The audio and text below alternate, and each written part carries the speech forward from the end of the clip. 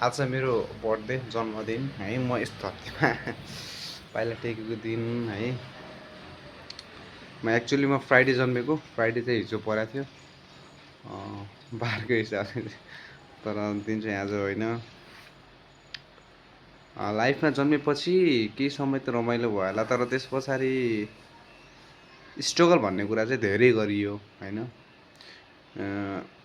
खुसी के हो भन्ने पनि थाहा थिएन, कस्तो हुन्छ भनेर महसुस गरेका थिएन भनौँ न होइन। त्यो दिन सम्झिँदाखेरि अरूलाई चाहिँ लाग्छ होला मेरो बचपन, मेरो बालापन है फेरि आइदिएको भए जस्तो हुन्थ्यो। र मलाई चाहिँ त्यो टाइम सम्झिनु मन पनि छैन, कि सम्झनको लागि कुनै खास त्यस्तो केही पनि छैन। छ त केवल दुःख पीडा है, आफन्तको एपाई कचकच, यस्तरी भरिपूर्ण मेरो जिन्दगीमा भगवान् आइदिएपछि केही समय होइन, उहाँले चाहिँ मलाई मेरो मेहनतको, मैले गरेको कर्मको फल दिनुभयो। र अहिले जसो तसो ठिकै छ भनौँ न होइन। अलिअलि खुसी हुँदैछु।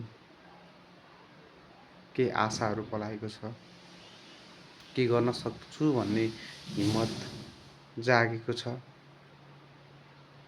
र अरूको लागि नि केही गर्न सक्छु भन्ने एउटा अठोट लिन सक्ने भएको छु होइन। सायद जिन्दगी त यही होला होइन। अझै लड्नु छ जिन्दगीमा, खै के बाधा अर्चनाहरू आउने हुन्, तिनी सबै कुराको सामना गर्नुपर्ने हो मैले।